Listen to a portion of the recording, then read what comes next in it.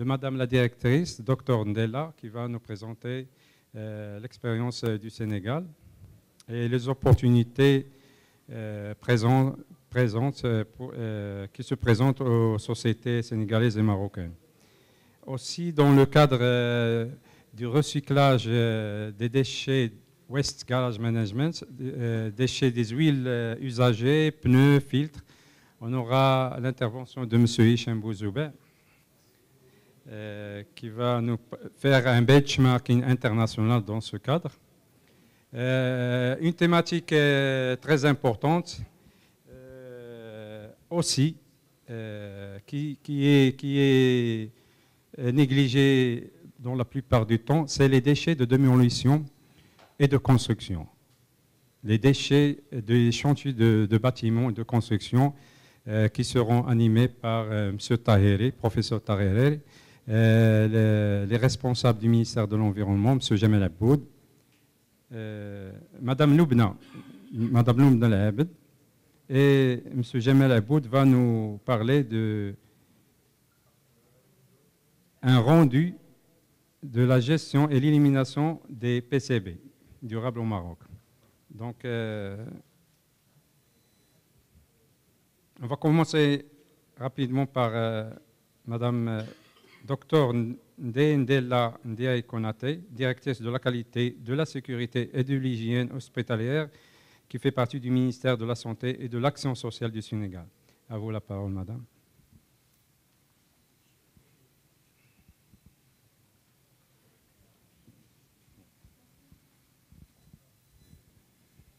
Beaucoup, Monsieur Moudarir. Je commencerai mes propos en vous remerciant pour nous avoir conviés à ce salon dans ce si beau pays, dans cette belle ville de Tanger. Et juste rappeler que le Maroc est notre second pays, comme pour les Marocains, le Sénégalais est le second pays. Et personnellement, ça fait 25 ans que je viens au Maroc tous les 6 mois pour vraiment être avec ma famille marocaine. Donc c'est vraiment un plaisir et un honneur pour moi.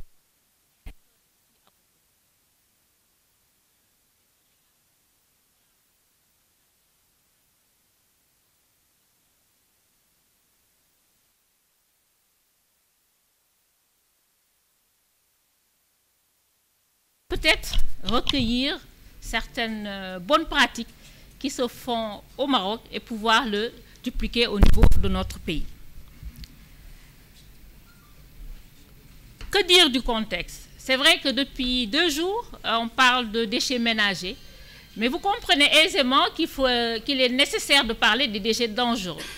Dans la mesure où ces déchets dangereux se retrouvent, je ne sais pas ce qui se passe au Maroc, mais au Sénégal, ces déchets dangereux se retrouvent dans nos déchets ménagers. Donc il est important non seulement de traiter ces déchets ménagers, mais également de réfléchir au traitement des déchets biomédicaux. Peut-être juste rappeler de quoi on parle. La gestion des déchets est une équation universelle, quel que soit le type de déchet. Mais la gestion des déchets biomédicaux est vraiment une problématique. Et ça, vous le comprenez aisément du fait de son impact sanitaire, environnemental et social. Qu'est-ce que représentent les déchets biomédicaux? Les déchets biomédicaux, en fait, sont des déchets issus des activités de diagnostic, de suivi et de traitement préventif, curatif ou palliatif dans les domaines de la médecine humaine et vétérinaire. Ils sont aussi dangereux, mais ils sont une petite quantité dans les déchets hospitaliers. Mais ça n'enlève rien à leur dangerosité et il est important qu'on puisse les traiter. Pourquoi devons-nous les traiter? Nous devons les traiter parce que ces déchets biomédicaux contiennent des micro-organismes dangereux, susceptibles d'infecter ou d'intoxiquer, aussi bien les patients hospitalisés, nous pouvons tous un jour ou l'autre être hospitalisés, le personnel de santé en première ligne et enfin le grand public. Et ça, vous le comprenez aisément quand je vais développer. Qu'est-ce que nous avons fait au Sénégal? Devant cette problématique, nous avons mis en place un cadre. Donc nous avons un cadre juridique. Et ce cadre est actionné par le plan de développement sanitaire et social, cadre de mise en œuvre de la politique de santé du Sénégal. Nous sommes également signataires de tous les engagements internationaux relatifs aux objectifs du développement durable, notamment la Convention de Bâle et la Convention de Stockholm. En plus de ce cadre juridique, nous avons des textes de loi qui régissent cette gestion des déchets biomédicaux. Vous avez tous ces textes-là, je vais vous faire quand même l'économie de vous citer ces textes et passer directement à notre organisation opérationnelle. Comment nous gérons nos déchets biomédicaux?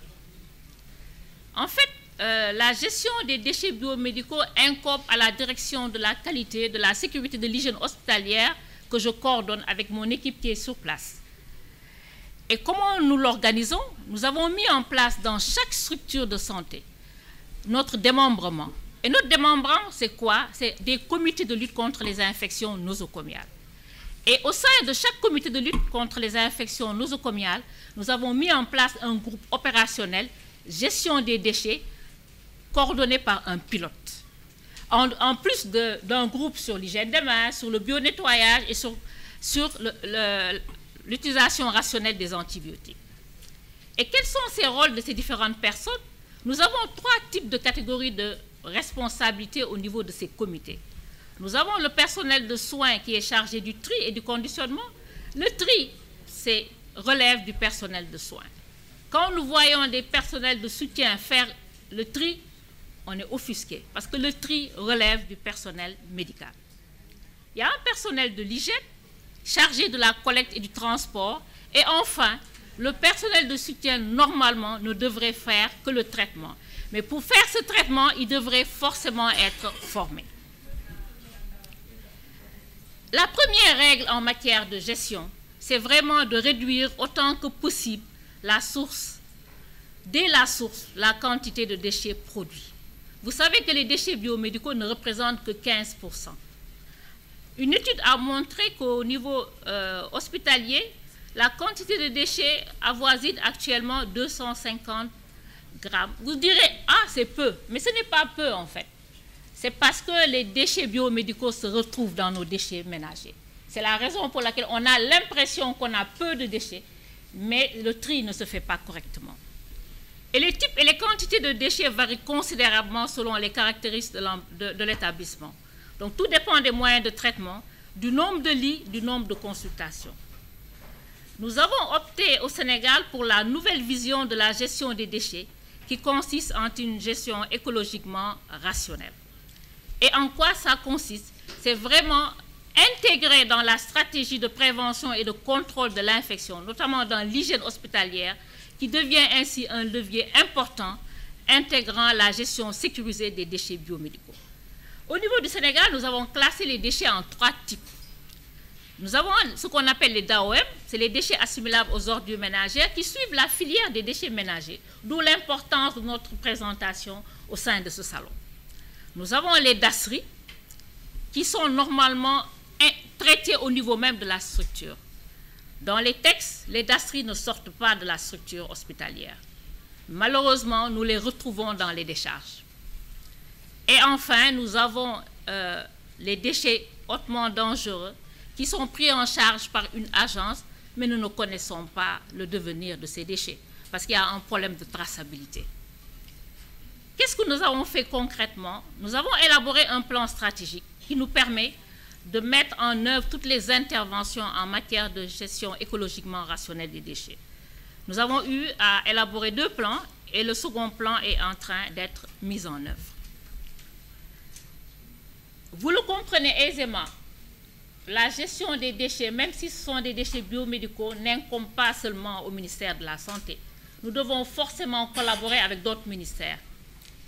Et les acteurs impliqués dans cette gestion concernent, au sein du ministère de la Santé, c'est notre direction et le service national de l'hygiène et les structures sanitaires. Mais nous collaborons étroitement avec le ministère de l'Environnement et du Développement durable et les collectivités territoriales.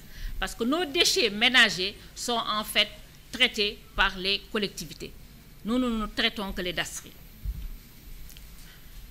Et comment se fait le processus de gestion des déchets biomédicaux? C'est le schéma juste pour résumer comment se fait notre processus de gestion des déchets. Peut-être juste rappeler que pour le traitement final, nous avons 3 types de méthodes. Soit c'est l'enfouissement, par exemple au niveau des postes de santé, soit c'est l'incinération, mais de plus en plus nous allons vers la banalisation. C'est la révolution chez nous. On s'est rendu compte qu'avec l'incinération, nous avions toujours des problèmes de dasserie. Et donc nous avons opté pour la banalisation en utilisant des stérilisateurs broyeurs. Et c'est ce qui fait que quand le dasserie y sort, c'est un résidu qui est inoffensif. Malheureusement, ces banaliseurs ont un coût élevé et nous ne pouvons pas en mettre partout. Actuellement, nous avons 17 banaliseurs sur 44 hôpitaux. Quels sont nos acquis en matière de gestion des déchets biomédicaux? Nous avons des modules de formation, nous formons les techniciens, les prestataires, et nous avons des procédures écrites pour comment gérer les déchets biomédicaux. Nous avons également une plateforme e-learning pour la formation continue. Vous devez savoir que former les gens, c'est bien, mais il faut continuer à les former. Et pour ce faire, au lieu de les mettre tout le temps en salle, nous avons mis en place au sein du ministère de la Santé une plateforme e-learning où nous avons intégré tous les modules de prévention et contrôle de l'infection, notamment la gestion des déchets biomédicaux. Nous sensibilisons les populations par la mise en place d'un plan de communication, également des supports. Le support que vous voyez, c'est plus pour la population. Parce que nos déchets biomédicaux se retrouvent au niveau des ordures ménagères. D'où l'importance de sensibiliser la population pour qu'ils ne puissent plus avoir accès à ces décharges publiques. Nous faisons une évaluation semestrielle de ces procédures et nous collaborons étroitement avec les autres ministères. L'autre acquis également, avec l'avènement de la Covid-19, nous avons pu acquérir d'importants lots de matériel et d'équipements. Et c'est grâce à ce matériel qu'on a pu équiper ces 17 structures de banaliseurs. Nous avons également un appui quand même de taille. En plus de l'appui de l'État, qui est normal, nous avons un appui de taille des partenaires, notamment la Banque mondiale et Luxdev.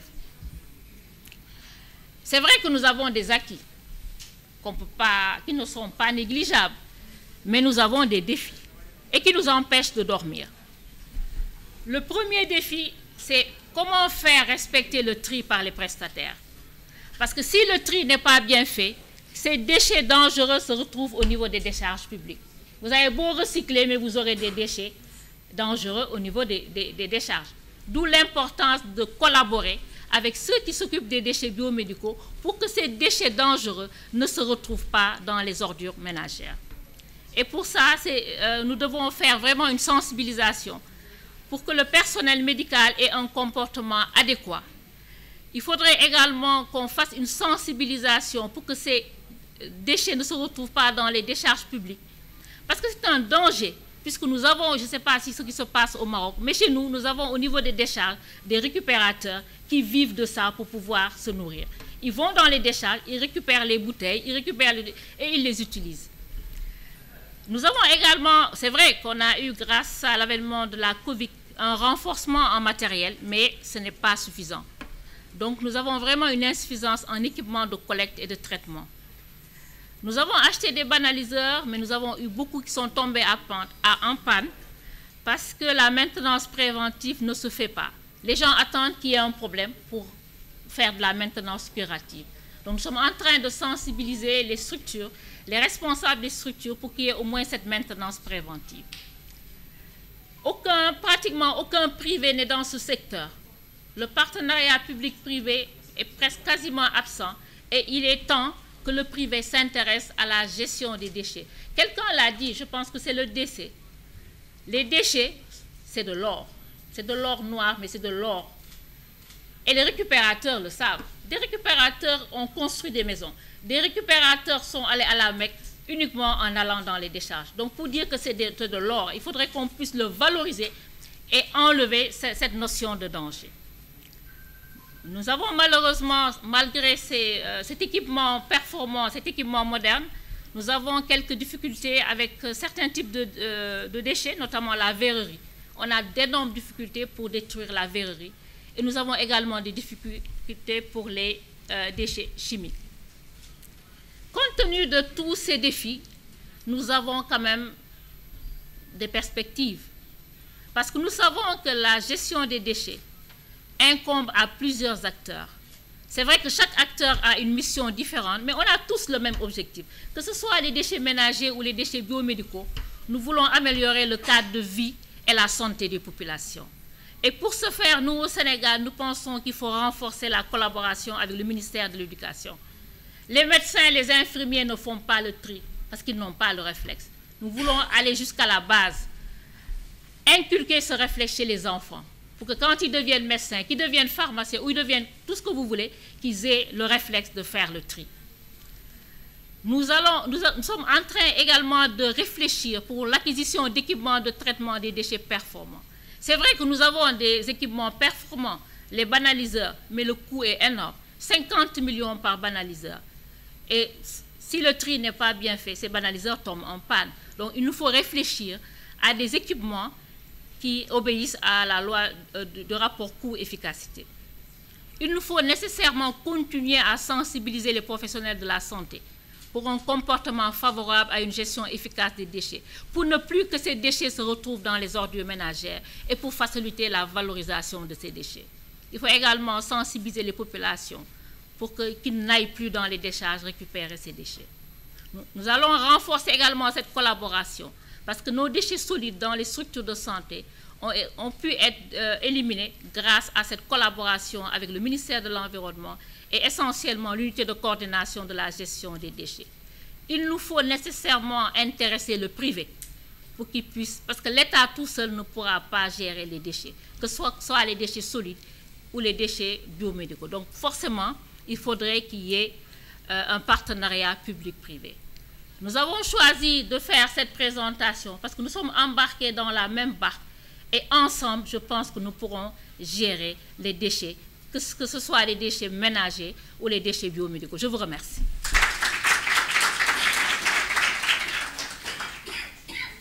Merci, Dr Ndella. Une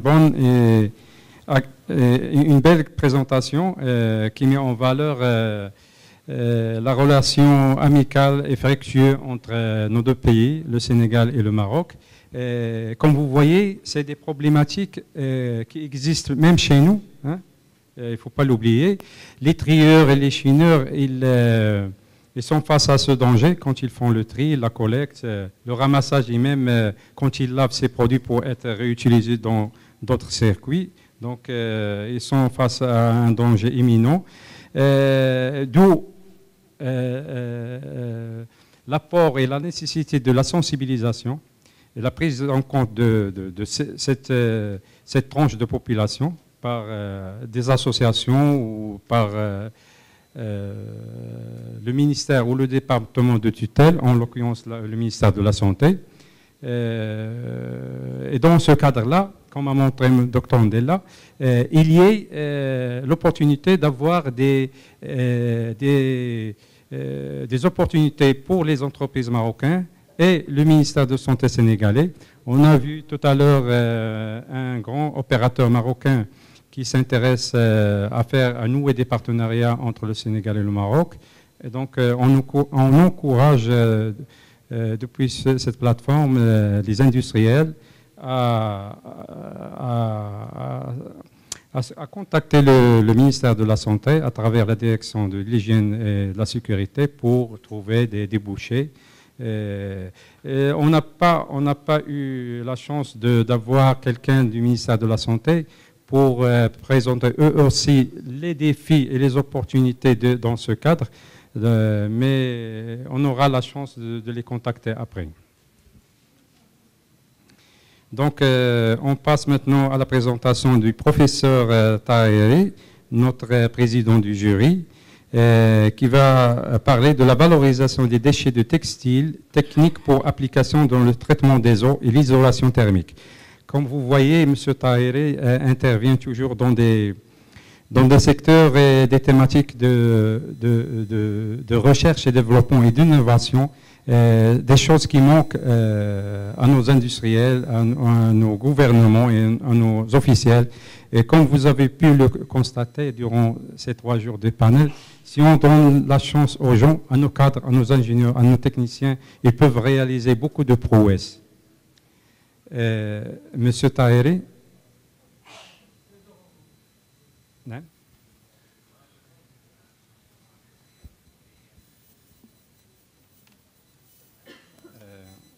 train de le chercher. Donc, on passe à la présentation suivante. Donc, M. Jebel Aboud, du département du développement durable, il va nous faire un rendu de la gestion et l'élimination des PCB durables au Maroc. Donc, un projet en partenariat avec l'ONUDU et le ministère du développement durable.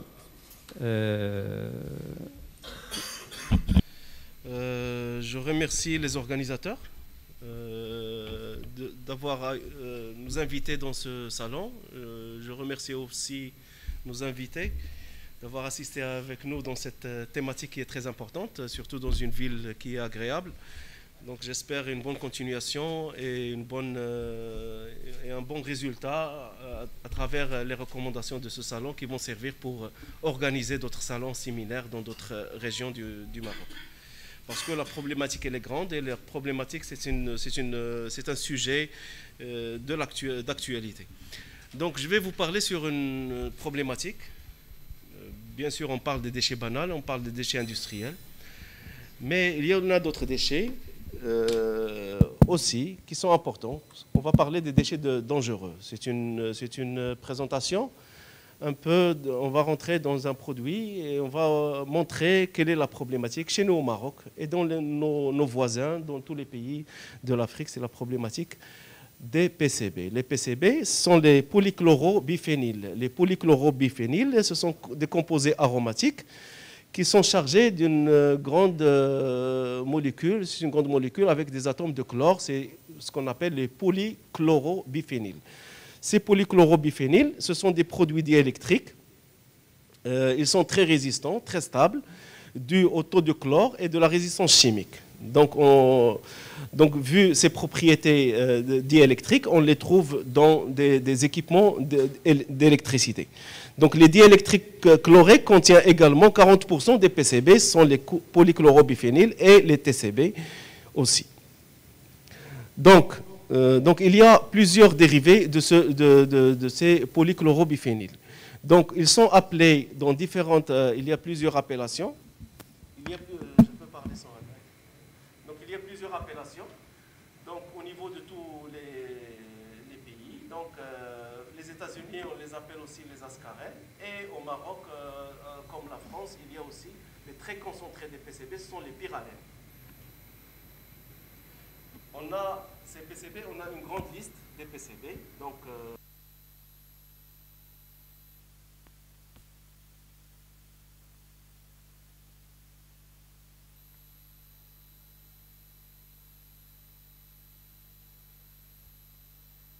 et dans les équipements qui accompagnent ces équipements d'électricité.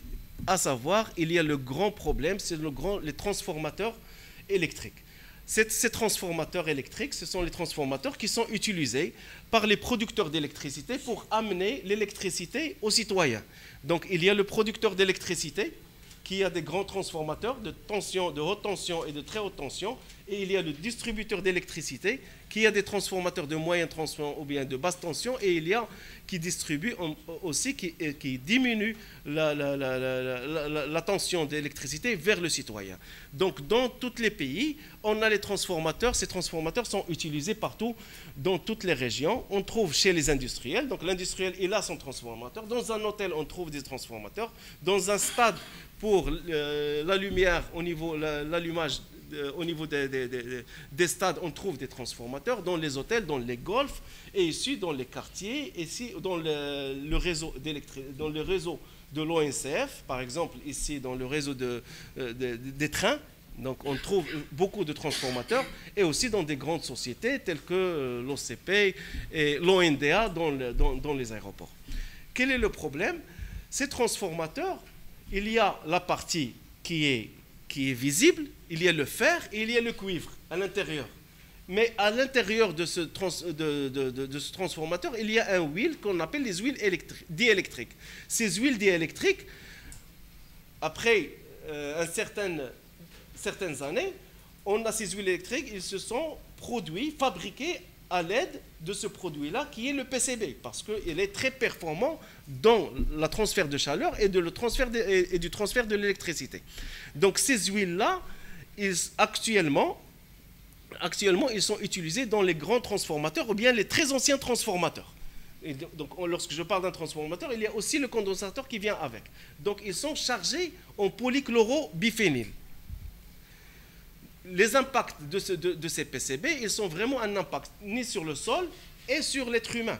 Donc, ils peuvent être produits et ils peuvent impacter la santé humaine à travers beaucoup de maladies, les impacts de la thyroïde, le cancer de la peau, et même des situations qui sont très graves et sont mortelles à travers l'utilisation directe ou bien l'utilisation directe de ces huiles à PCB. Donc, on le trouve concentré, il a une propriété cumulative, donc il se concentre, il se cumule dans les organismes, et à travers ces organismes-là, on trouve des maladies qui sont très aiguës au niveau de l'impact sur la santé. Et parmi ces impacts sur la santé, d'après des études même au Maroc, on trouve une trace dans le lait maternel aussi à travers une étude récemment faite. Donc automatiquement, il y a un circuit, la chaîne alimentaire où le PCB peut, à travers une mauvaise utilisation, parce que le transformateur, lorsqu'il n'est pas utilisé, les ferrailleurs ont besoin du fer et du cuivre. Donc, qu'est-ce qu'ils font? Ils n'ont plus besoin d'huile. Ils ne connaissent pas le danger de cette huile-là. Qu'est-ce qu'ils font? Ils achètent, ou bien ils prennent le transformateur, parce que chaque transformateur, il y a la masse de ces transformateurs, un minimum de 1,1 tonne jusqu'à 1,5 tonnes. D'accord? Les grands transformateurs, ce sont des 20 tonnes, de 30 tonnes. Imagine 20 tonnes du fer et du cuivre. Mais il y a une huile qui est très dangereuse à l'intérieur. Et donc, les ferrailleurs, qu'est-ce qu'ils font? Ils prennent les transformateurs, ils vident les huiles d'une façon non conventionnelle dans les puits, dans le réseau d'assainissement, et comme ça, on le retrouve dans la chaîne alimentaire jusqu'à la fin. Et c'est pour cela toute la communauté internationale a mis en place une convention qui s'appelle la Convention de Stockholm. La Convention de Stockholm sur les polluants organiques persistants. Donc les polluants organiques persistants, il y a une liste qui est autorisée, mais une liste qui est interdite, dont on trouve parmi les priorités ces polychlorobiphényles.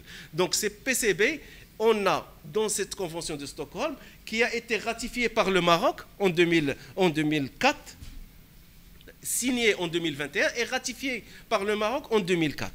Donc le Maroc, il est dans l'obligation de la respecter au niveau international parce qu'il a été ratifié et signé. Donc une fois il a été signé, donc il a deux exigences. Il faut l'arrêt de tout équipement avec ces huiles à PCB en 2025. On est déjà à la fin de 2022 et 2025 c'est demain. Donc on est là pour aider et pour faire le nécessaire dans les meilleurs délais. Et il faut éliminer tous les équipements à PCB ou bien les déchets à PCB en 2028. Donc ça, c'est une exigence, c'est un engagement du Maroc. Donc pour faire de l'engagement, pour la mise en œuvre de cet engagement, le Maroc, à travers le Fonds de l'environnement mondial et grâce aussi à l'Organisation des Nations Unies pour le développement industriel, il a mis en place un programme depuis 2010 jusqu'à maintenant, pour minimiser les dégâts dus à ces transformateurs en les éliminant, en les traitant et en faisant beaucoup des actions dans ce domaine parce qu'en 2025, on est obligé de respecter. Et comment on va les respecter s'il y a un hôtel ou bien un industriel qui utilise toujours ce transformateur. Donc le programme, il est là depuis 2010. On a fait beaucoup des actions dans ce programme. Pour démarrer, on a institutionnalisé une commission nationale des PCB. Cette commission, on va voir après quel est son rôle et quels sont les membres. Donc c'est un arrêté, c'est un décret spécifique qui a été mis en place pour institutionnaliser une commission qui suit l'évolution de cette opération d'élimination et bien de minimisation des PCB. On a fait un premier inventaire de 6000 transformateurs qui a permis l'identification de 4000 tonnes d'équipements contaminés.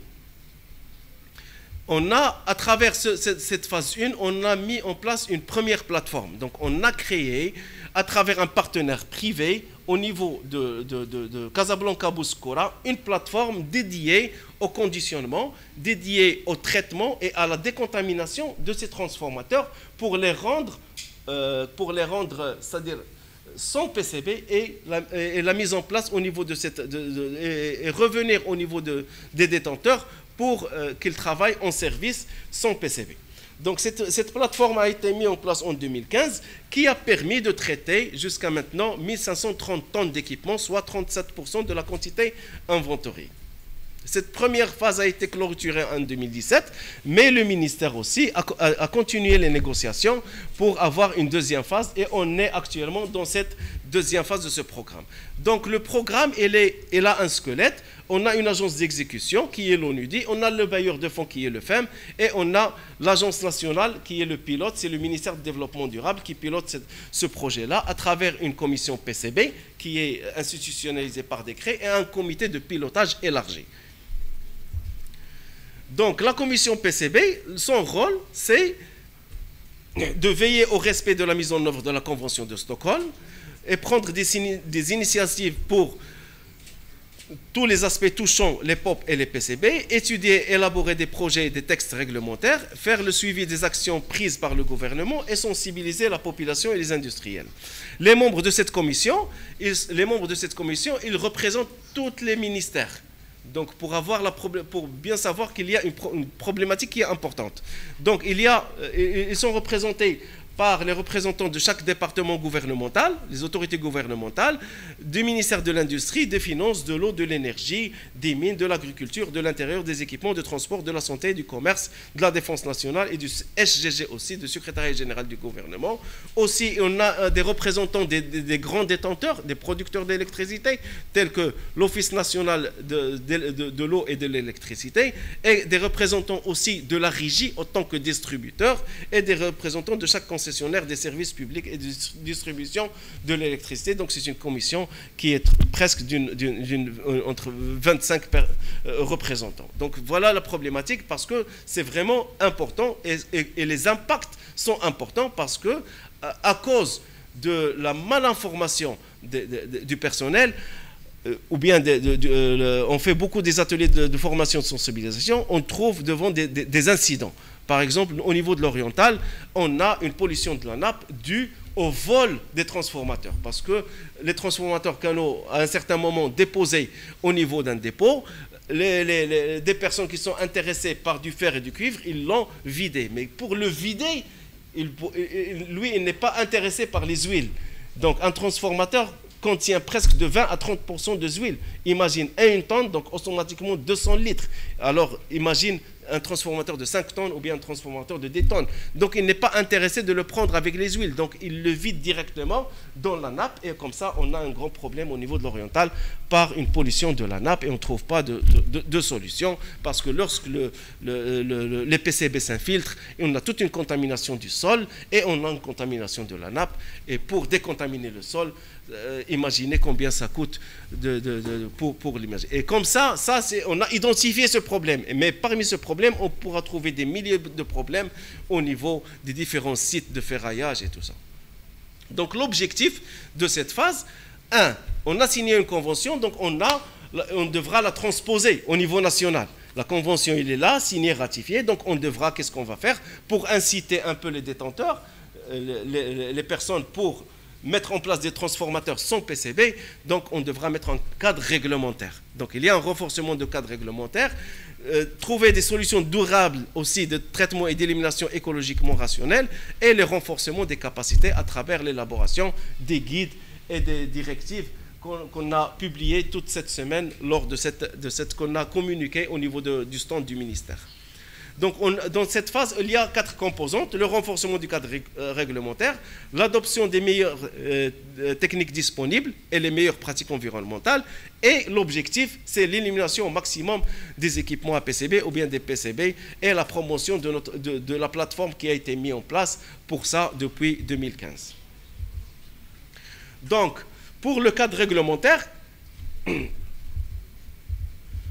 donc on a les résultats qu'il faudrait atteindre comme objectif, un cadre réglementaire sur la gestion sécurisée des PCB et la capacité institutionnelle et mettre en place d'autres mesures. Parce que demain, le programme n'est pas là, les fonds vont être épuisés, donc il faut mettre en place des outils d'incitation pour un peu continuer à aider les petits détenteurs à se mettre à niveau. Notre objectif d'analyser au maximum les transformateurs, parce que l'analyse, c'est le départ. Chaque personne a un transformateur au niveau de son activité. La première des choses, c'est faire l'analyse. Ce n'est pas juste l'analyse pour savoir le rendement, mais il faut demander aux sociétés, aux laboratoires, de faire une analyse de PCB pour savoir est-ce que vous êtes inférieur à 50 ppm, il est considéré comme non contaminé, ou bien supérieur à 50 ppm, considéré comme contaminé et qu'il faut mettre en place une décontamination ou bien changer l'équipement. Notre objectif, c'est un reliquat de la phase 1, c'est l'élimination de 613 tonnes d'équipements contaminés et 2,5 tonnes d'huile de PCB pure devront être exportées à l'étranger pour élimination sécurisée. Pourquoi? Et parce que là, c'est un autre problème. Je vais en discuter après. Pourquoi on exporte à l'étranger? Donc, et la décontamination localement des transformateurs qui sont moyennement contaminés. Lorsque je parle moyennement contaminés, on peut décontaminer au niveau de la plateforme des équipements et des transformateurs qui sont inférieurs à 2000 ppm de pollution. Supérieurs à 2000 ppm ou bien très concentrés en pyralène. En pyralène, là, c'est un transformateur qu'il ne faut pas toucher. Il faut l'exporter vers des pays qui ont la capacité technique pour les éliminer. Donc la logique des choses, c'est comme ça. La stratégie d'élimination, c'est ça. Pour les équipements purs, ils sont conditionnés et exportés vers des sociétés au niveau international pour l'élimination. Et pour les transformateurs qui sont moyennement contaminés, inférieurs à 2000 ppm, on a l'unité de décontamination. Soit il est décontaminé et revenir au détenteur pour continuer, c'est-à-dire on augmente la durée de vie de l'eau, ou bien il est hors service abandonné et moyennement, c'est-à-dire inférieur à 2000 ppm, là il est décontaminé et valorisé au niveau du Maroc. La subvention, le budget global est presque 2 millions de dollars qui a été subventionné par le FEM avec un cofinancement des différents partenaires. Un cofinancement de l'ONUDI en espèces et en nature et du gouvernement aussi. Donc c'est une problématique qui a été vraiment prise en considération parce que la date butoir arrive. Qu'est-ce comme programme, qu'est-ce qu'on prend en charge? On prend en charge la réalisation des analyses. Donc n'importe quel détenteur qui détient un transformateur, ou bien utilise un transformateur, ou bien il y a dans son dépôt un transformateur électrique, donc nous, on est prêt à faire l'analyse, parce que l'analyse qui va nous donner la suite de ce qu'on devra faire. La prise en charge financière de toutes les opérations, donc soit l'élimination, donc s'il y a un transformateur supérieur à 2000 ppm très pollué, fait de la pollution dangereuse, donc automatiquement on le conditionne et on l'exporte à la charge du programme, et aussi le traitement au niveau de la décontamination tant que le programme existe. Et le programme, il reste presque une année dans ce programme et j'espère que le maximum bénéficie de cet appui du programme pour l'éliminer. À titre d'information, un transformateur pour le décontaminer ou bien pour l'exporter, ça coûte pour nous, pour le programme, 3 000 $. Donc, soit il va le faire dans le cadre du programme, soit il va payer de sa poche ces 3 000 $ parce qu'on a mis en place tous les outils nécessaires pour qu'il ne le donne pas à la ferraille d'une façon non conventionnelle. Donc, il devra payer ça. Donc, nous, à travers ce message, à travers ce salon, je vous remercie, Testahiré, aussi d'avoir nous invité à ce salon-là, de faire le nécessaire pour mettre à niveau votre installation électrique, et ça rentre aussi dans tous les aspects de qualité, sécurité, environnement. Maintenant, les auditeurs dans la certification ISO 14000 ou bien QSE, ils posent cette question. Est-ce que votre transformateur, vous avez fait des analyses de ce transformateur, est-ce qu'il y en a des PCB ou bien non? Donc ça, c'est une non-conformité qui va être impliqué dans toutes les certifications de qualité, sécurité, environnement, et il devra répondre. Il est analysé, s'il est pollué, il doit répondre qu'est-ce qu'il a mis en place, comment il a décontaminé, donc c'est un point qui est pris en considération et qui va être pris en considération dans l'évaluation environnementale stratégique. Donc, dans les réalisations, donc à travers la convention et le décret qu'on a mis en place, on vient en 2022 de réglementer les déchets au PCB. Donc c'est un arrêté ministériel qui a été publié en janvier 2022 dans le bulletin officiel qui réglemente Donc, à travers à partir de janvier 2022, donc on ne devra plus faire d'appel d'offres pour se débarrasser d'un transformateur pour que le ferrailleur le prend et que le traite ou bien le valorise. Donc, il y a, pour la collecte, il faut des sociétés spécialisées. Donc, c'est un nouveau marché, c'est un nouveau domaine. Il faut, pour le traitement, il faut une société spécialisée. Et pour le transport, il faut une société spécialisée. Et déjà pour la collecte, pour son conditionnement. Donc, il y a cet arrêté qui spécifie tout. Il spécifie la collecte, comment il devra être fait, même les fûts, comment ils devront être faits, même le stockage aussi au niveau des détenteurs, comment il devra être fait.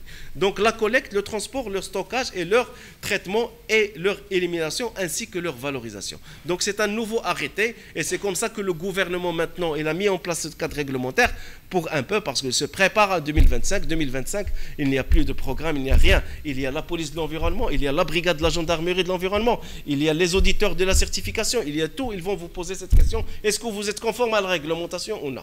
Donc ça, il faut mieux d'en profiter, passer le message aussi, parce que c'est un domaine qui, plus ou moins, ça nécessite plus d'informations, parce que les gens ne connaissent pas. Donc, mais la réglementation, il est là. Voilà une copie du bulletin officiel. Donc, vous avez les informations sur le bulletin officiel, sur le numéro, et vous avez tous les détails sur ça, sur les déchets à PCB. D'accord. La suite. On a fait un arrêté sur les déchets à PCB, mais on est intervenu aussi au niveau de la loi 2800 qui est en cours de modification pour intégrer 2 articles.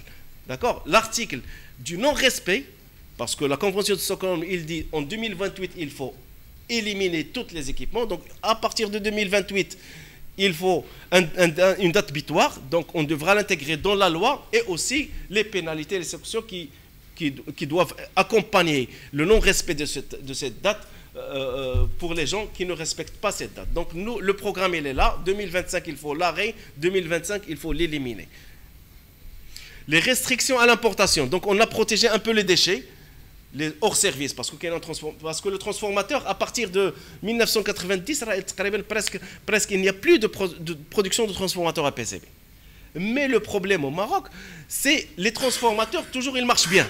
Donc DEM, il est bien, donc il ne va pas s'en débarrasser, donc il n'y a pas de problème. Mais il y a beaucoup de transformateurs qui sont anciens et qui sont là, qui sont marches, ils fonctionnent avec, et c'est ça le problème. Donc on devra aussi les impliquer ou bien les sensibiliser pour l'éliminer, mais aussi on a pour protéger le pays des importations des transformateurs. Parce quelqu'un peut importer un transformateur. Le transformateur, au niveau de l'Europe, il n'y a pas de transformateur à PCB. Mais il y en a d'autres pays qui utilisent encore, ou bien il veut s'en débarrasser. D'accord. Donc il trouve un acheteur au Maroc, il rentre facilement, parce qu'au niveau de la douane, il n'y a pas une réglementation qui dit aux douaniers de vérifier est-ce qu'il y en a des PCB ou bien non. Donc on a mis en place un arrêté spécifique dans ce sens avec le ministère de l'Industrie, parce que la Direction générale du commerce, pour un peu arrêter les restrictions à l'importation de tous les équipements à PCB. Donc il est en cours de publication, mais il a été finalisé à travers nos commissions. Donc il faut protéger le pays. Par exemple, on pourra trouver des introductions à travers la Mauritanie, ou bien l'Algérie, ou bien des transformateurs. L'acheteur, il peut l'entrer parce qu'il y a le fer, ou bien le cuivre, ou bien pour une utilisation carrément. Donc là, on devra protéger le pays de ces transformateurs. Et il y a aussi, on est en train de chercher comment s'introduire pour les transformateurs qui sont toujours en service. Parce que même il est en service, mais s'il contient des PCB supérieurs à 2000 ppm, il est considéré comme déchet. Et là, on est en train de travailler pour voir comment trouver un cadre réglementaire dans ce sens et s'introduire pour inciter un peu les détenteurs à arrêter leur équipement en service.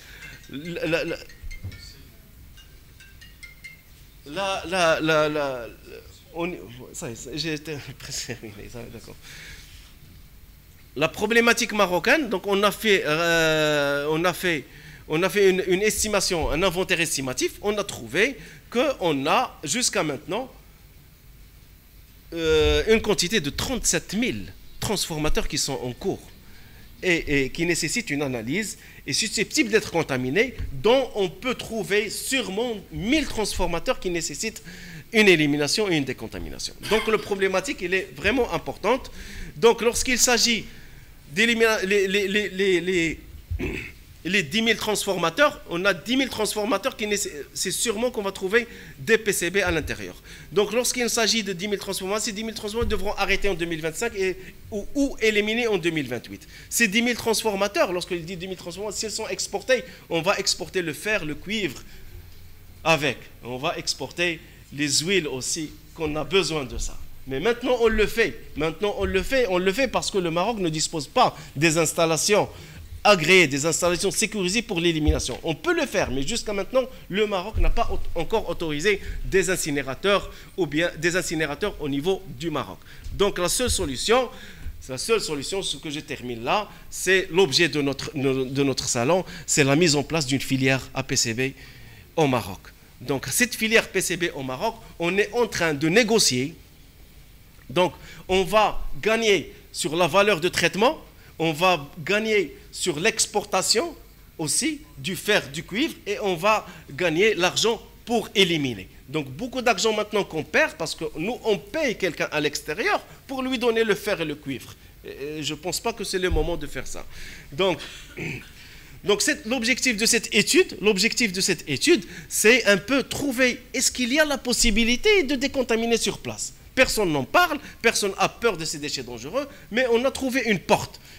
On est en train de discuter avec on n'a pas d'incinérateur, mais on a des fours des cimentiers, qui sont très performants. D'accord? Donc l'association professionnelle des cimentiers nous a dit, bon, nous on est intéressés par les huiles. Donc nous, on a des fours dont la capacité arrive jusqu'à 1400, jusqu'à 1800 degrés Celsius.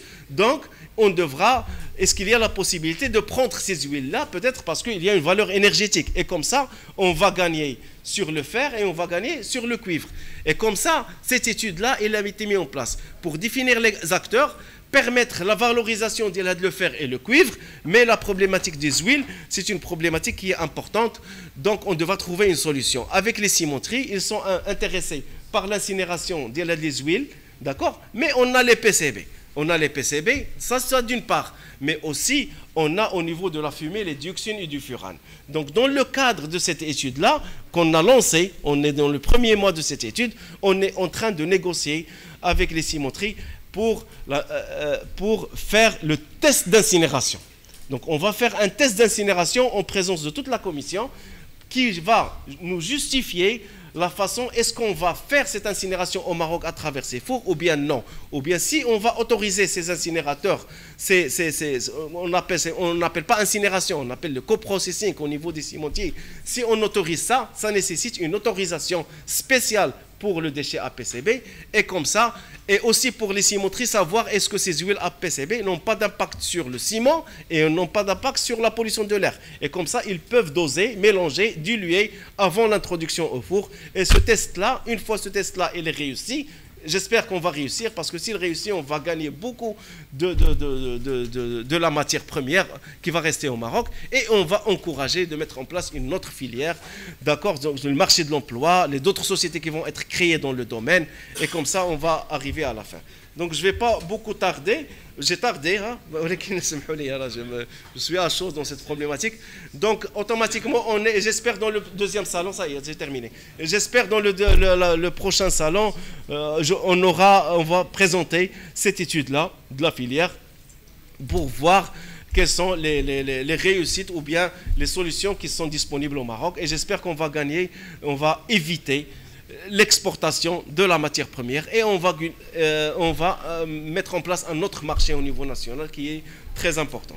Donc merci de votre attention.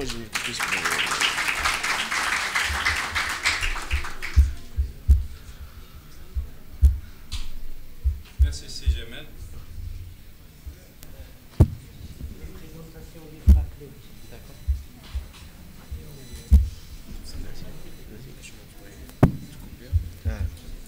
Ce programme démontre très bien quand les autorités et les officiels veulent travailler sur un sujet bien défini, ils y arrivent. C'est l'exemple type d'un programme financé par l'ONUDI qui ont traité une petite problématique. D'ailleurs, on sait très bien, d'après les présentations qu'on a eues durant ces 3 jours, que le secteur des déchets marocains vit dans l'anarchie. 80% de l'informel, il faut l'imaginer. Mais il y a des initiatives, il y a des bonnes volontés. Comme cet exemple-là, j'ai l'impression que bon, c'est dans un seul sens.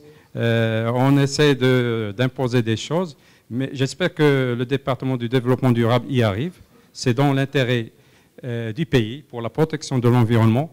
M. Aboud a parlé de l'exportation des matières premières. C'est vrai, il ne faut pas le faire, surtout avec la crise actuelle, les tensions, les crises actuelles et les défauts des chaînes d'approvisionnement des matières premières.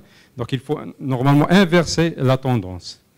Donc je passe après la parole à l'audience s'il y a des questions.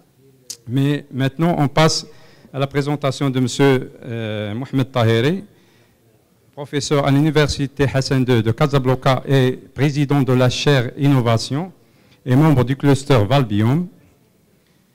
Donc, il va nous parler de la valorisation des déchets de textile, techniques pour application dans le traitement des eaux et l'isolation thermique.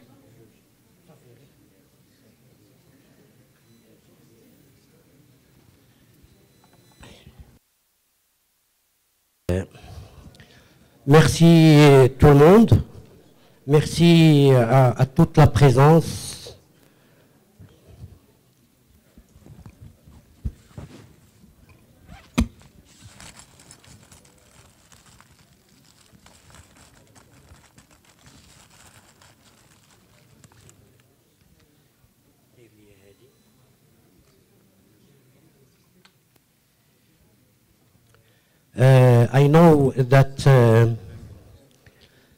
I know that our conferences are diffused online, and I know that over the world there are attendees, and that's why I am presenting my slides, sometime in English, but sometime in French, but I'm going to speak in English, and I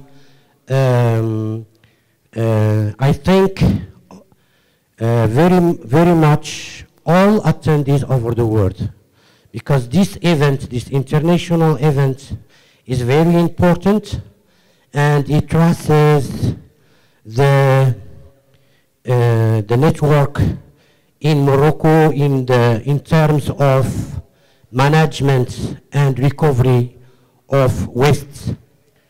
Donc, mesdames et messieurs, chers assistants, pour ne pas trop vous prendre, hier soir, j'ai présenté une conférence sur l'énergie renouvelable, avec une très faible présence parce que je sais que vous étiez fatigués et que vous ne pouvez pas assister. Aujourd'hui, je fais la deuxième mi-temps, un bon joueur, footballeur, un artiste. Je vais faire les deux présentations en même temps pour ne pas revenir une troisième fois.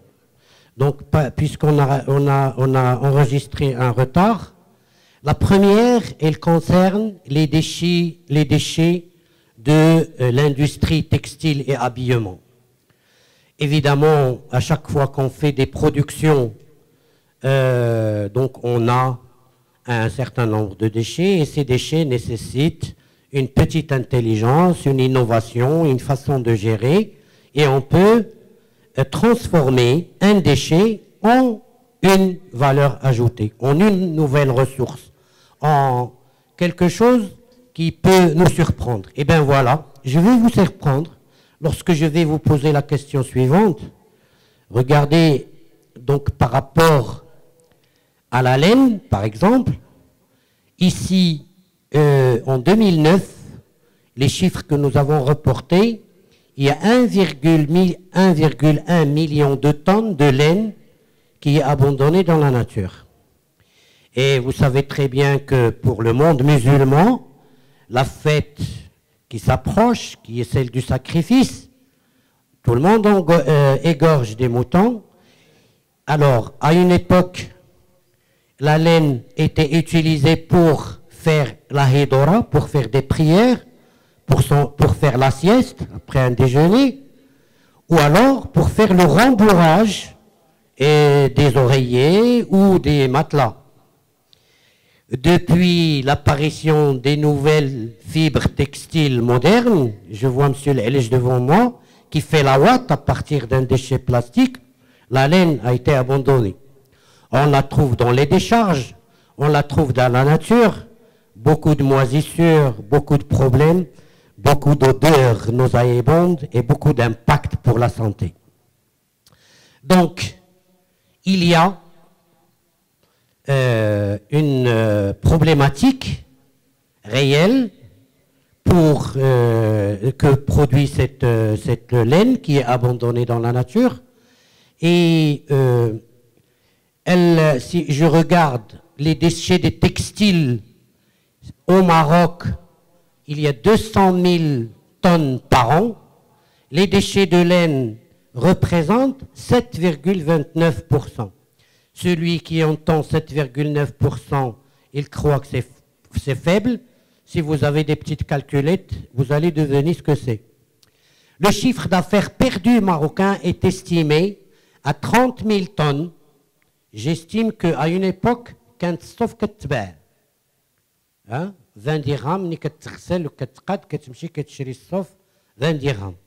20 dirhams fois 30 000 tonnes, ça fait 600 millions de dirhams.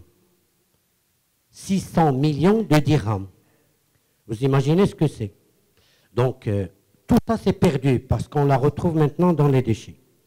Et alors, la loi 2800 dont on parle et donc qui est aujourd'hui amendée, alhamdoulilah, elle va être appliquée, c'est dans la gestion des déchets et leur élimination, vient réglementer la gestion des déchets. Voilà, quelque chose qui se passe dans les villes marocaines, c'est la laine, c'est les peaux. Alors, heureusement que les tanneries existent encore, elles ramassent les peaux, elles enlèvent la laine, elles la jettent, mais ils valorisent la peau. Ils enlèvent la laine, ils la jettent, ils valorisent la peau en sac pour femmes, en chaussures, en jaquettes, en manteaux, etc. Donc, en fait, il y a un problème. Donc, elle est abandonnée dans la nature. Ça, c'est des poubelles que j'ai prises en photo moi-même lorsque je circule à Casablanca ou un peu partout dans le Maroc. Ça, c'est les transporteurs qui vont la vendre aux tanneries. Et donc, qu'est-ce que ça fait par rapport, si on regarde, alors là, de là est venue l'ingéniosité de prendre le problème au sérieux et de l'étudier. Donc, il y a eu un partenariat entre mon laboratoire que je dirige et le laboratoire Remtex de l'ESIT, de l'École supérieure de l'industrie d'habillement et de textile, pour pouvoir donc donner un sujet de recherche, de thèse à une étudiante qui va se pencher sur la problématique et regarder. Alors, donc, pour parler de ça, je vais vous dire que les eaux usées sont aussi une grande problématique. On aura l'occasion d'en parler, et notamment les eaux usées des textiles. Ils sont pollués, notamment en colorants industriels synthétiques et en métaux lourds. Et la température, ils se versent chaud. Donc en fait, il y a ça. Ils font atteinte à la faune, la flore et à l'être humain. Bien sûr, vous voyez donc les oiseaux, vous voyez les personnes atteintes, vous voyez donc tous les problèmes que cause Donc il y a eu, par rapport à l'eau aussi, il y a eu la loi 1095 qui a encore été renouvelée, et il y a eu la loi 3615. Donc la première, c'est en 1995, et la deuxième, en 2015, qui vont réglementer un peu les rejets liquides, qui sont les eaux usées, etc., notamment. Donc là, les eaux usées contiennent, comme je vous ai dit, des colorants, ils contiennent aussi des métaux lourds, donc des produits toxiques. Et donc, les techniques qui sont utilisées sont coûteuse, et ça les spécialistes ne vont pas me contrarier, mais nous allons voir que les anions polluants sont aussi donc une menace pour donc la santé et l'environnement. Et donc là, la recherche que nous avons développée, nous savons que les techniques de traitement de l'eau, comme j'ai dit, sont coûteuses. Et vous allez voir ici les techniques conventionnelles, coagulation, flocculation, précipitation, coprécipitation, adsorption sur charbon actif, les techniques établies, électrocoagulation, électroflocculation, électrodialyse, ultrafiltration, osmose inverse, oxydation avancée, les recherches en cours avec les nanomatériaux, les matériaux hybrides, etc. Donc tout ça, c'est un océan aussi de recherche. Et alors, dans les biomatériaux modifiés, c'est là où nous avons décidé, en tant que laboratoire marocain, beaucoup de gens croient que lorsqu'on est au Maroc, on n'est pas bon. Ils ont complètement tort. Nous avons fait des études en France, aux États-Unis. Nous avons travaillé un peu partout. Nous sommes internationaux. Le jeune que vous voyez ici, il a la même apparence qu'un jeune de la Corée du Sud, qu'un jeune des États-Unis. Donc il n'y a pas de différence. C'est tout simplement dans notre tête que se passe ce problème-là. Mais sinon, il n'y en a pas. Donc, nous, qu'est-ce qu'on va faire? On va prendre la laine comme biomatériau et nous allons intervenir avec notre savoir et notre recherche pour modifier la structure superficielle de la laine et essayer de voir ce qu'il fait. Eh bien, on va voir. Donc, on va aller vers le constat, c'est que la laine est prometteuse pour le développement d'une technologie techniquement et économiquement réalisable pour l'élimination des polluants. Waouh! Excellent. Je vais de 20 dirhams à quelque chose comme 30 000 € le kilo. Why not? J'ai créé de la valeur ajoutée, oui ou non? Il n'est pas d'accord avec moi. Donc, c'est juste pour vous dire. Donc, voilà. Donc, on va prendre la laine, on va faire la collecte, on va faire la fonctionnalisation, donc la transformation chimique, et on va faire l'application à l'échelle laboratoire, à l'échelle semi-industrielle et à l'échelle industrielle, et on va réussir à éliminer beaucoup de matériaux, de métaux lourds, beaucoup d'anions, parce qu'elle retient, donc on l'a transformé. Donc finalement, qu'est-ce qu'on est devenu? Ce n'est pas n'importe qui peut copier mon travail. This is very important. That's why it has been registered as a patent PCT.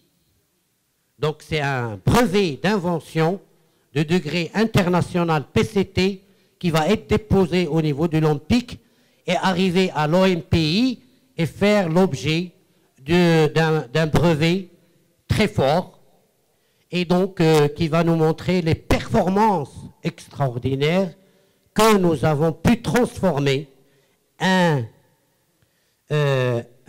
comment dirais-je, on transforme un dégât environnemental en un avantage. Et c'est ça l'innovation. C'est ça le génie de l'être humain. Je ne dis pas que c'est moi. Tout le monde, vous êtes tous capables de créer si vous prenez le temps de réfléchir pour pouvoir produire. Et donc de rêver, comme je l'ai dit hier, les yeux ouverts. You must dream with open eyes. If not, you will not be an innovator and you will not succeed. Donc, on va voir l'application semi-industrielle. Elle a été parfaite. Parfaite, elle va répondre à nos besoins et nous allons dire que à la laine traitée, elle va éliminer 98,68% de métaux lourds, de sulfate, de nitrate, de phosphate, de cyanure et de chromate. Que veut le peuple? Que veut le peuple? Alors voilà. Donc c'est comme ça qu'on excelle et c'est comme ça qu'on forme l'excellence, la recherche pertinente et pas la recherche fondamentale qui est restée sur la théorie. Pourquoi le ciel est bleu? Eh bien, monsieur, et alors ils font des thèses sur pourquoi le ciel est bleu. Je me demande qu'est-ce que c'est comme sujet. Le ciel, il est bleu, mon cher ami, parce que, et c'est grâce à sa couleur bleue que fait l'ozone, qu'on peut aimer quelqu'un, qu'on peut échanger avec lui des sentiments. Ben pourquoi chercher pourquoi il est bleu? Il est bleu. Mais nous, on va faire de la recherche autre que ce qui existe et pourquoi il existe. Donc, le coût du traitement est très faible, hein, donc de la laine. On a vu que la fonctionnalisation nous coûte 10 dirhams le kilo. On l'a acheté 20, on va supposer qu'on l'a acheté 20, on va la fonctionnaliser à 10, on va faire la réalisation du filtre, donc ça va nous coûter 100 et on va le vendre 2000. Est-ce que c'est une bonne affaire, mon cher ami? Hein? Voilà. Donc, on est aujourd'hui, non seulement, donc pour terminer, on est passé de la laine aux déchets techniques de textile et nous avons trouvé la complémentarité. Ce que ne fait pas la laine, le fait l'autre déchet technique. Et donc, nous, avec le textile déchet, on fait une usine de traitement des eaux usées de n'importe quelle nature. On a développé une technologie marocaine. Elle est bonne. Pourquoi pas? Et donc, après, ça j'ai parlé donc des fibres techniques. Quand on va vers les autres déchets, parce que ce que je dis, il est très faible par rapport à la production. Donc vous allez me dire, monsieur Taheri, vous nous avez fait rêver, mais franchement, plus de 90% de déchets de textile, vous n'en faites rien. Je vous applaudirai, je vous dirai oui. Eh bien, je ne vais pas mentir, je vais aller vers la partie 90 pour dire qu'avec ça, nous avons fait des isolants thermiques pour le bâtiment. Et les isolants thermiques pour les frigos agricoles. Nous avons fait l'isolation thermique pour pratiquement tout ce qui peut être concerné par l'isolation. Donc les 90%, je n'ai pas oublié. J'ai exploité les 10 pour une haute technologie. Je vais prendre les 90 pour une basse technologie. C'est vrai que la valeur ajoutée n'est pas très grande, mais en tout cas, ça débarrasse le monde de cette déchetterie et ça permet donc d'aller avec notre ministère qui se bat, qui communique, qui cherche, pour dire qu'aujourd'hui, il y a parmi nous les gens qui ont le même souci que nous et qui travaillent. Avec ça, nous avons eu un projet financé avec l'OCP qui nous a financé le projet à 1,2 million de dirhams, des étudiants boursiers qui font leur doctorat dignement avec un revenu mensuel de 5 600 dirhams net, avec la prise en charge pour les congrès internationaux, avec le paiement des brevets. On est tous contents, on est tous une famille contente. Nous, les enseignants, nous n'avons rien de tout ce 1,20 million. Nous avons que les congrès, la prise en charge pour les congrès. Donc nous sommes des gens qui ne cherchent pas à gagner de l'argent. Nous avons le savoir, il coûte 100 milliards fois plus cher. Ça, c'est sûr. Donc, nous avons ensuite, je vais parler, donc là, je vais arrêter ça, cette première. J'ai dit que je vais faire les deux pour vous éviter de... Donc, je vais passer à la deuxième. Elle est aussi épatante que la première, vous allez voir.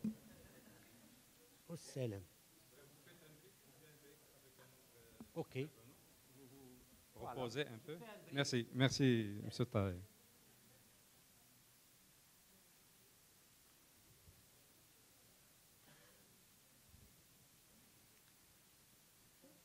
Donc, on passe. C'est toujours très intéressant et pertinent avec C. Taheri dans le cadre du nouveau aspect de recherche et développement, Maintenant, dans le monde entier, le système éducatif doit changer dans les pays en voie de développement ou les pays émergents. On doit adopter les systèmes de formation internationale, comme ce que fait aux États-Unis, en Angleterre ou au Japon, des systèmes ouverts à l'innovation, à la créativité, donner plus de liberté aux enseignants, chercheurs, pour encadrer et s'ouvrir aux nouveaux idées de leurs doctorants ou de leurs étudiants. Donc, je donne la parole maintenant à M. Hicham Bouzebeh, un expert international dans le domaine pétrolier.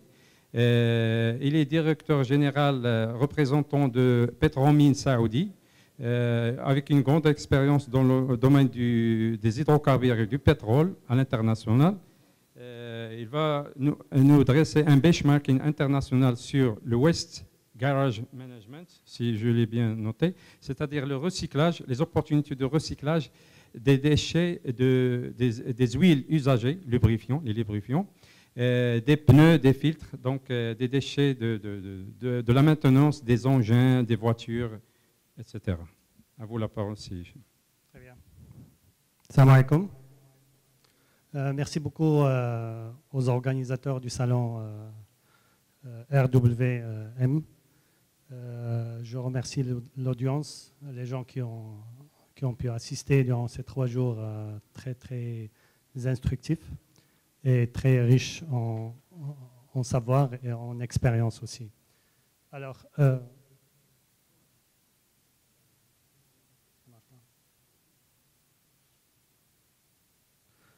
voilà, donc moi, ma présentation, elle est plutôt terrain, expérience. C'est la résultante de pratiquement 20 ans d'expérience dans le domaine pétrolier et surtout dans le domaine des lubrifiants. D'accord. Alors, de par ma constatation et ce qui se passe ici au Maroc, j'ai pu recueillir un certain nombre d'éléments qui sont très intéressants.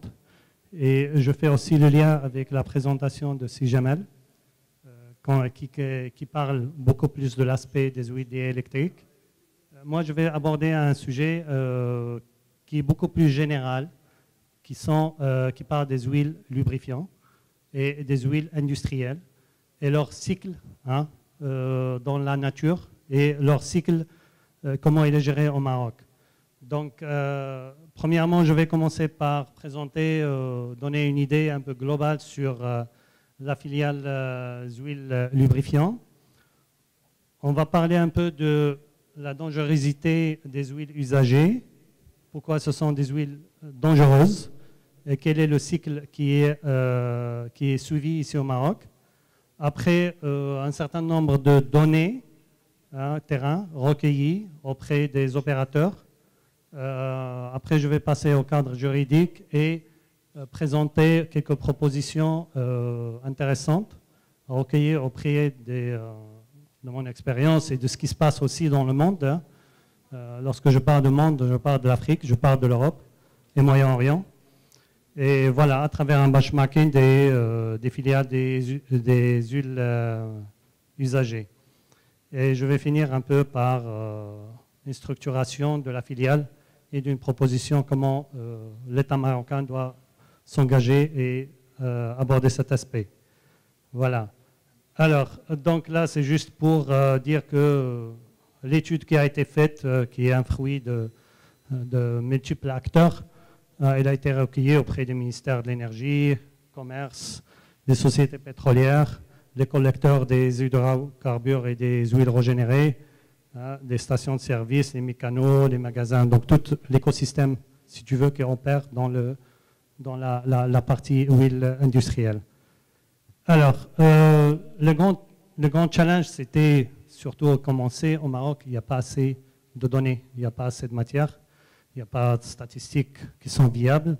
Donc, il faut à chaque fois construire sa propre base de données, avoir à courir derrière des statistiques qui sont incomplètes, une partie d'ici et une partie de là, des opérateurs qui ne veulent pas communiquer parce que nos domaines, soi-disant, il n'est pas très structuré, etc. D'accord?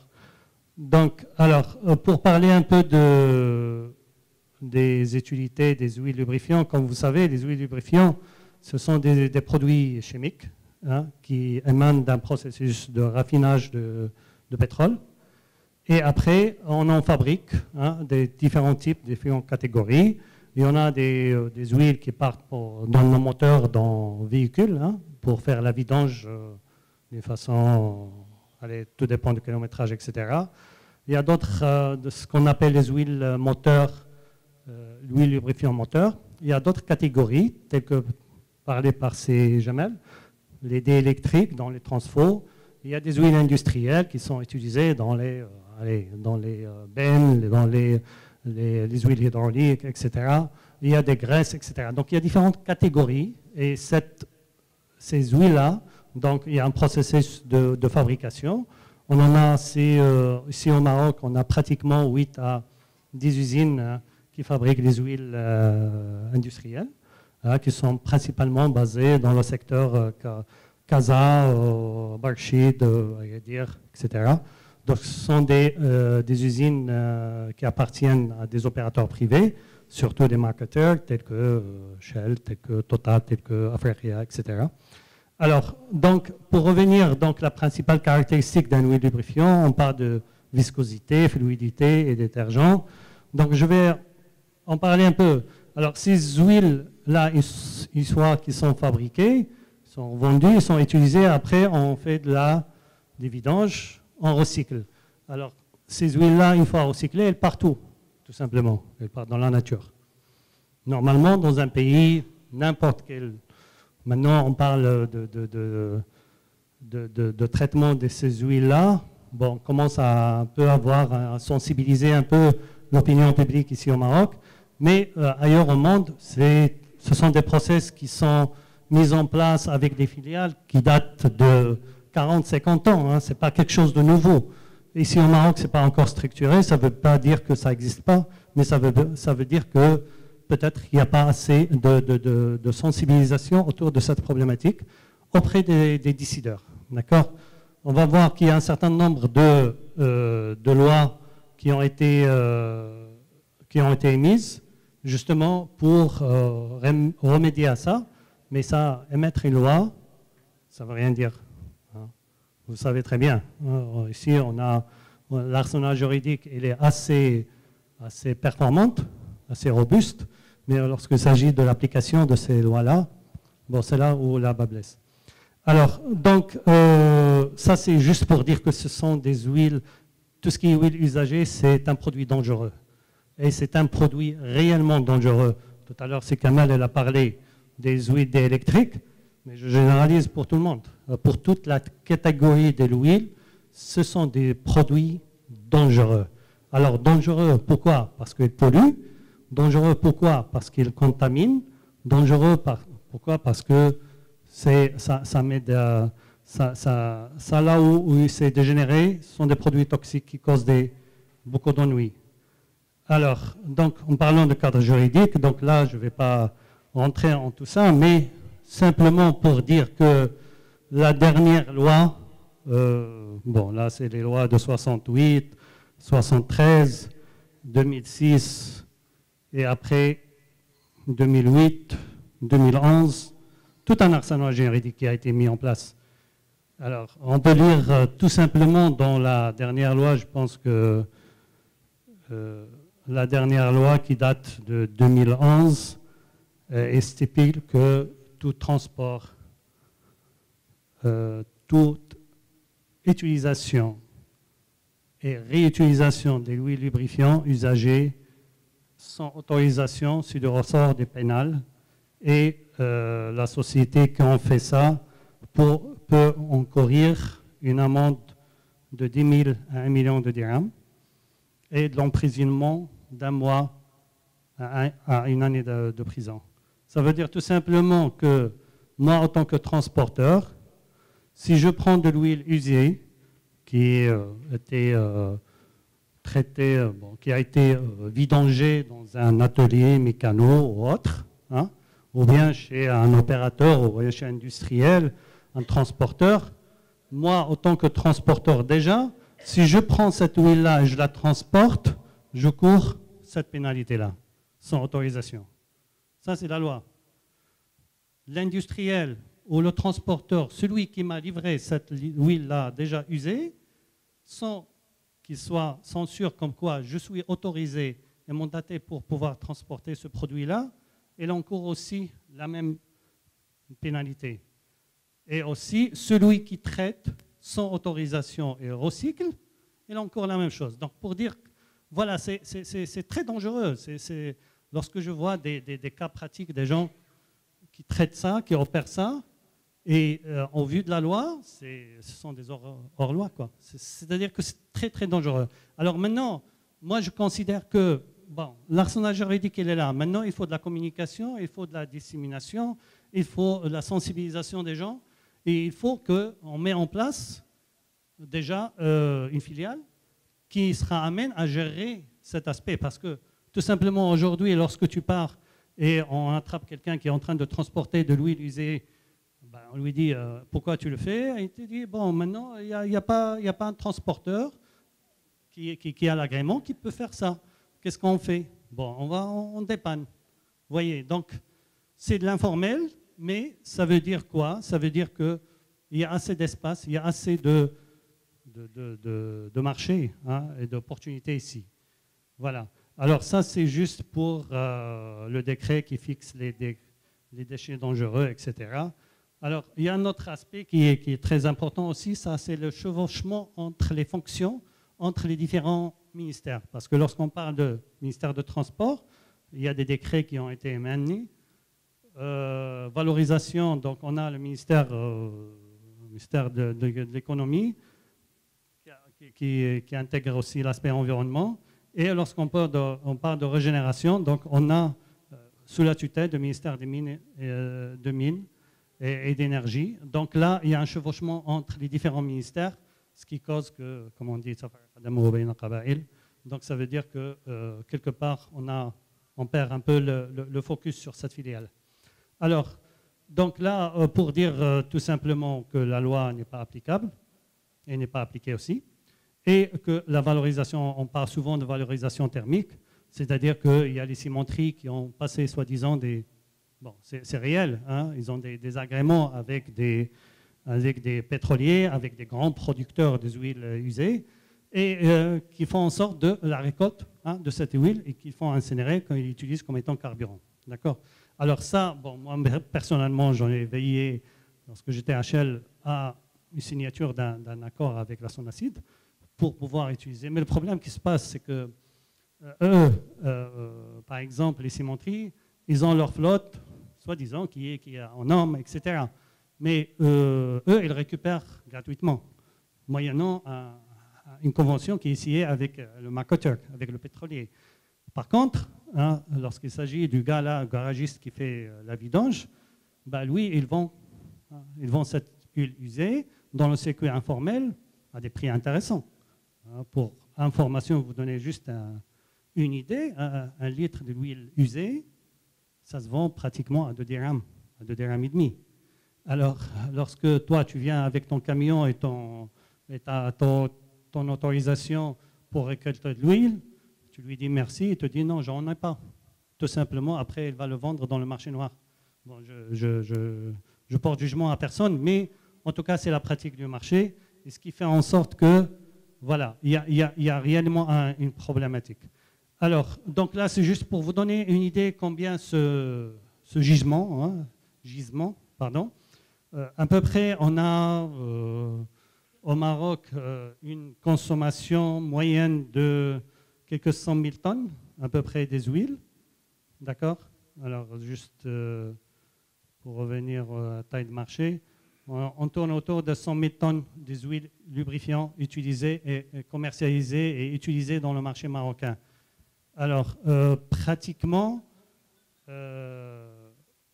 on n'a pas d'usine qui traite, qui a toutes les certifications nécessaires pour pouvoir amener à bien cette politique. C'est-à-dire que sur 100 000, on doit avoir dans les 80 000, 90 000 tonnes de l'huile usagée et produite annuellement au Maroc.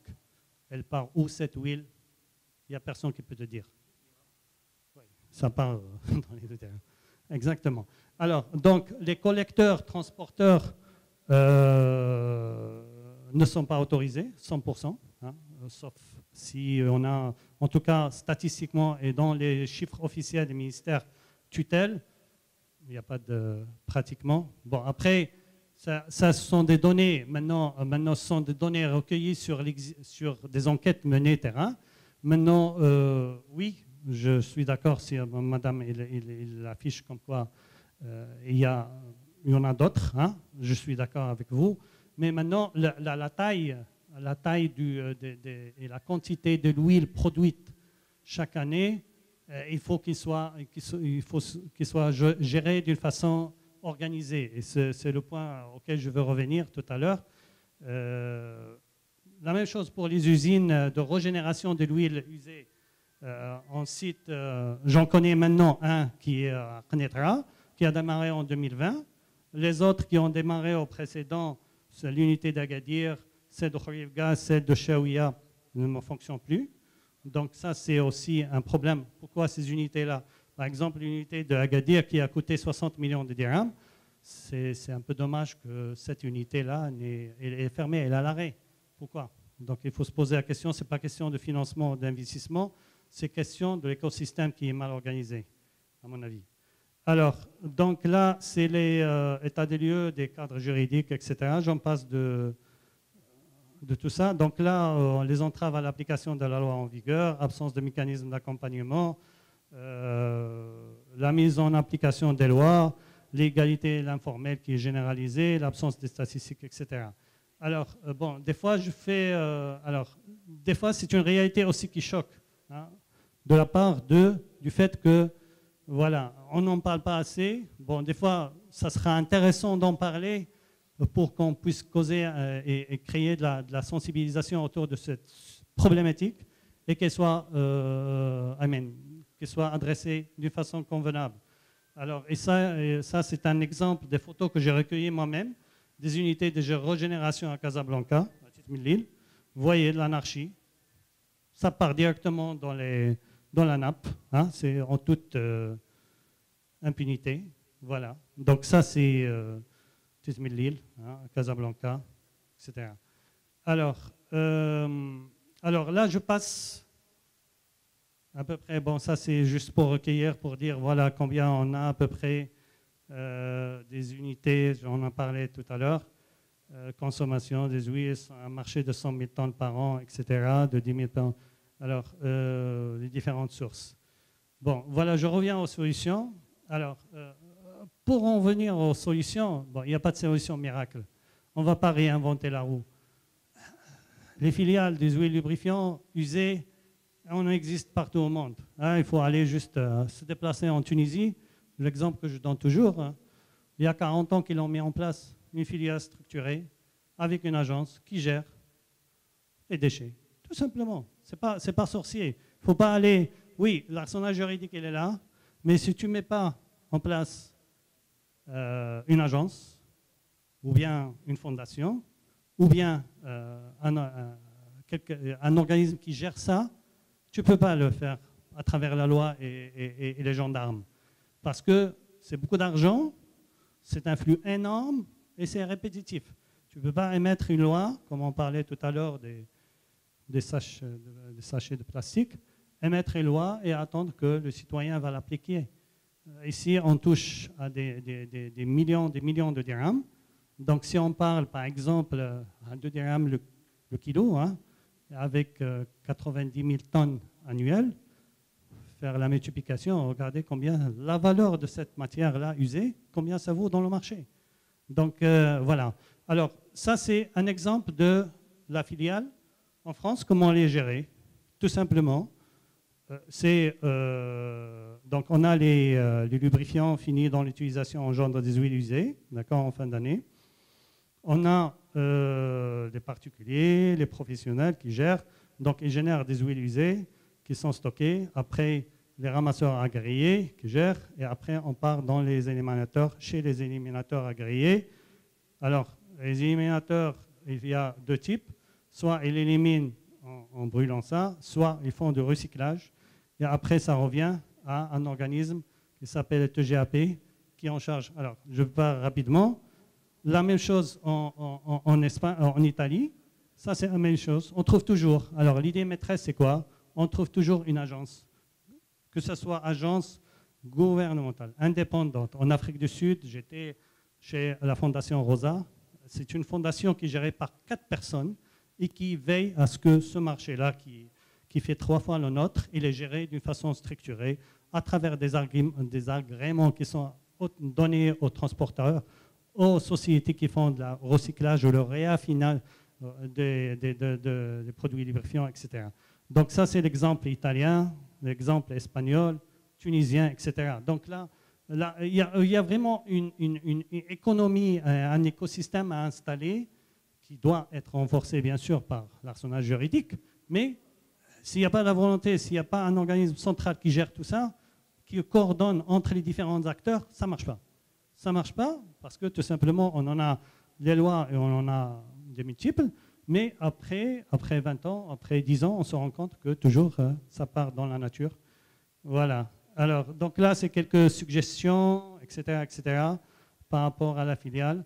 Mais le plus important, c'est ce que j'ai dit toujours, une filiale des huiles UG. Ça, c'est ma proposition, et suivant les benchmarks que j'ai conduits.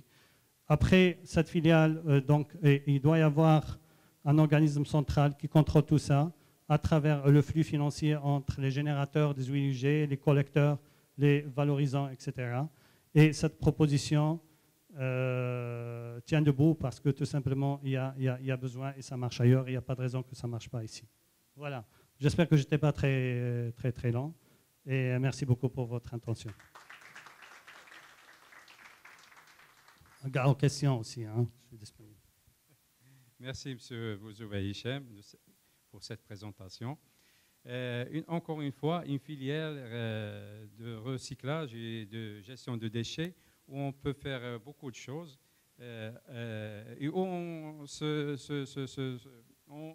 on constate qu'il y a un autre circuit informel qui est plus fort que les volontés de réglementation, si vous voulez. On sait très bien que, par exemple, dans le cadre des collectes des huiles usées, il y a des sociétés qui sont réglementées et structurées, qui payent leur TVA, leur impôt. Et quand ils vont vers les stations vidanges ou les sociétés, les pétroliers ou les distributeurs, ils ne veulent pas leur donner, ils refusent de leur donner cette huile usagée par prétexte qu'ils n'ont pas les quantités suffisantes ou ils n'ont pas fait des vidanges. Alors qu'en arrière-plan, il y a les collecteurs informels qui viennent et qui récupèrent cette huile. Ils la retraitent, ils la vidangent. Il y a pas mal d'applications pour ces huiles sur la lubrification, par exemple, des chemins de fer, l'utilisation dans des fours d'incinération ou des fours métallurgiques. Donc, ça crée de la richesse. Et par ricochet, cet argent-là revient aux distributeurs pétroliers par des moyens illicites. Et donc, il faut que le département de l'environnement, par exemple, qui nous a montré et démontré qu'il peut faire beaucoup de choses dans ce sens, fait plus d'efforts dans ce cadre-là. Il n'y a pas que le département de l'environnement, il y a la gendarmerie et il y a la Sûreté nationale aussi.